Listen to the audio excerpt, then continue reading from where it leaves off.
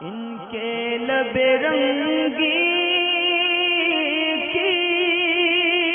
نچھاور تھی کہ جس نے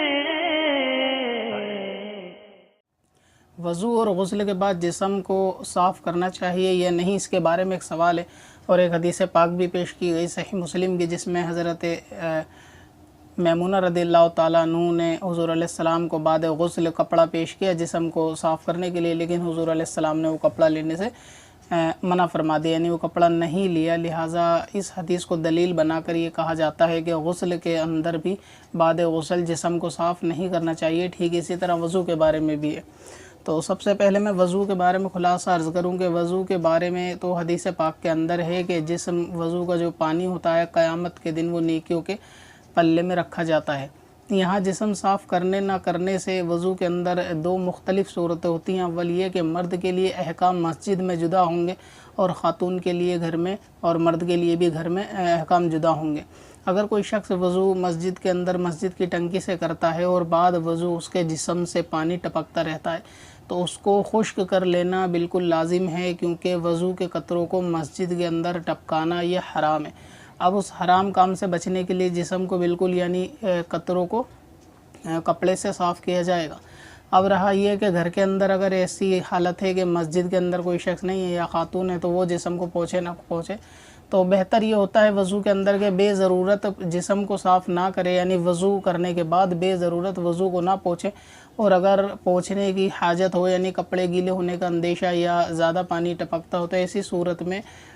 پانی کو خشک کر لینا چاہیے، مگر نم کم سے کم جسم پر رہے، پانی کی تری اور نمی باقی رہے اتنا چھوڑ دینا چاہیے۔ خلاصہ کلام وضو کے بارے میں یہ ہے کہ وضو کو صاف کر لینا درست ہے، مگر بالکل خشک نہ کرے۔ مگر اگر کوئی بالکل خشک کر لیتا ہے وضو کو تو اس صورت میں بھی کوئی حرج نہیں ہے، یعنی وضو بھی ہو جائے گا اور نماز بھی ہو جائے گی۔ اب جو حدیث پاک صحیح مسلم کی پیش کی گئی کہ اس میں حضور علیہ السلام نے کپڑا لینے سے منع فرما دیا، یہاں علماء اکرام نے اس کی شرح میں مختلف صورتیں لکھی ہیں۔ اول تو یہ کہ حضور علیہ السلام کا اس وقت کپڑا نہ لینے کی چند صورتیں ہو سکتی ہیں۔ یہ بھی ممکن ہے کہ حضور علیہ السلام کو نماز کے لیے جلد نکلنا ہو تو اس وجہ سے جسم کو نہ پوچھا، اور اسی طرح غسل کرنے کے بعد ہاتھوں سے پانی نچوڑتے ہوئے جسم کا اور چلے گئے۔ دوسرا یہ بھی ہو سکتا ہے، علماء کرام نے فرمایا کہ غالباً کپڑا میلا رہا ہوگا جو منع فرما دیا یا اس کو لیا نہیں کپڑے کو۔ مگر یہ کہنا کہ جسم غسل کے اندر حضور نے کپڑا نہیں لیا اور اس کے باوجود اس لیے لینا یہ منع ہے، یہ تو درست نہیں ہے، کیونکہ غسل کے بعد جسم کو پوچھنا بلکہ صاف کرنا یہ درست ہے، اس کے اندر کوئی شرعی قباحت نہیں ہے، نہ اس کے اندر کوئی مذائقہ، نہ اس کے اندر وضو اور غسل میں یا نماز میں کوئی کراہت۔ ایک صورت یہ بھی ہو سکتی ہے کہ دن بہت زیادہ گرمی کا رہا ہو اور وہاں پر حضور علیہ السلام کو جسم پہ پانی کی تری یا نمی مخصوص ہو، یعنی اس کو رکھنا چاہتے ہوں گرمی کی وجہ سے۔ اکثر آپ نے دیکھا بھی ہوگا کہ بعض لوگ گرمی میں غسل کرنے کے بعد سر وغیرہ بھی نہیں پوچھتے اور اسی حالت میں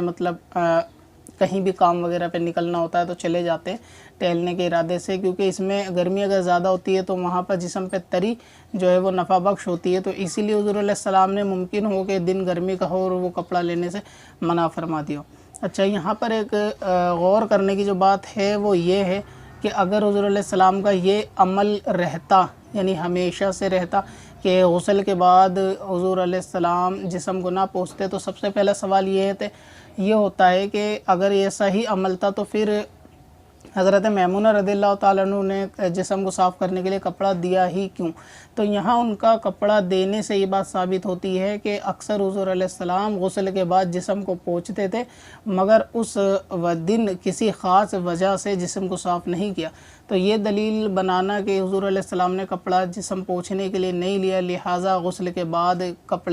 کسی بھی کپڑے سے جسم نہیں پوچھنا چاہیے، غلط ہے، بلکہ کپڑا پیش کرنا ہی یہ دلیل بن رہی ہے کہ اکثر یہی عمل تھا کہ کپڑا حضور علیہ السلام غسل کے بعد جسم کو صاف کرتے تھے۔ اگر صاف نہ کرتے تو سب سے پہلے یہ کہ وہ کپڑا پیش ہی کرتی، کیونکہ اگر کسی شخص کی کوئی خاص عادت ہوتی ہے تو ظاہر ہے کہ اس کے خلاف عمل کبھی کدار ضرور ہو جاتا ہے۔ اس کو اس طرح سمجھے کہ اگر کسی شخص کو کھانے کے بعد کوئی ایسی چیز گھر میں میٹھا موجود ہے کہ وہ اکثر شخص کھاتا ہو، تو ظاہر ہے کہ کھانے کے بعد ہمیشہ اس کے گھر والے اس کو کھانے کے لیے وہ دیں گے، تو کسی دن اگر وہ کسی خاص وجہ سے یا کسی جلدی میں، نماز کی جلدی میں یا کہیں جانے کی جلدی میں اس چیز کو نہ کھائے اور لینے سے منع کر دے، تو اس کا مطلب یہ تو نہیں ہوگا کہ وہ شخص وہ کھاتا نہیں تھا، بلکہ یہ اس خاص دن کے لیے تھا کہ کسی وجہ سے اسے لینے سے منع کر دیا، مگر گھر والوں کا اس کو وہ دینا اور پیش کرنا ہی اس بات کی نشانی ہے کہ وہ شخص کھانے کے بعد اس چیز کو کھایا کرتا تھا۔ ٹھیک اسی طریقے سے جسم کو کپڑے سے نہ پوچھنا اور اسی طرح نم تری کو جسم پہ باقی رہنا یا ہاتھوں سے صاف کرتے ہوئے جانا، یہ طریقہ مساکین اور اللہ تعالیٰ کی بارگاہ میں عاجزی کرتے ہوئے حضور علیہ السلام نے، ہو سکتا ہے یہ فعل اس دن اس معاملے سے کیا ہو، تو لہٰذا یہ کہنا غلط ہے کہ غسل کے بعد جسم نہیں پوچھا جائے گا۔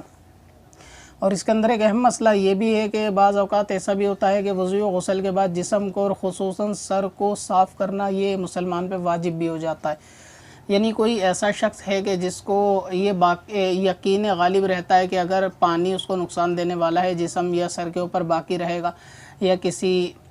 باشرہ طبیب سے یہ بات ثابت ہے یا اس نے اس بات کو کہا کہ اگر آپ کے سر پر یا جسم پر اس حصے میں اگر پانی لگا رہے تو اندیشہ ضرر ممکن ہے، تو ایسی صورت میں خصوصاً سر کا تو صاف کر لینا یہ لازم ہوگا، بلکہ واجب ہوگا۔ اگر اس سر گیلا رکھنے سے زکام یا کوئی بڑی بیماری کا اندیشہ ہو یا اس کا خود کا تجربہ ہو یا کسی طبیب سے یہ بات ثابت ہو، تو ایسی صورت میں سر کو تو بالکل پوچھا جائے گا۔ تو یہ کہنا کہ سر نہیں پوچھنا چاہیے، وضو کرنے کے بعد جسم نہیں پوچھنا چاہیے، غسل کے بعد نہیں پوچھنا چاہیے، یہ غلط طریقہ ہے۔ وضو اور غسل دونوں کے بعد پوچھا جا سکتا ہے، اور وہ جو حدیث ہے اس کا میں نے خلاصہ ذکر دیا کہ اس میں مختلف صورتیں ہو سکتی ہیں، اور سب سے پہلے یہ کہ تولیہ دینا ہی اس بات کو ثابت کر رہا ہے کہ حضور علیہ السلام پوچھتے تھے، اسی لیے ان کو عادت کے مطابق غسل کے بعد تولیہ پیش کی گئی۔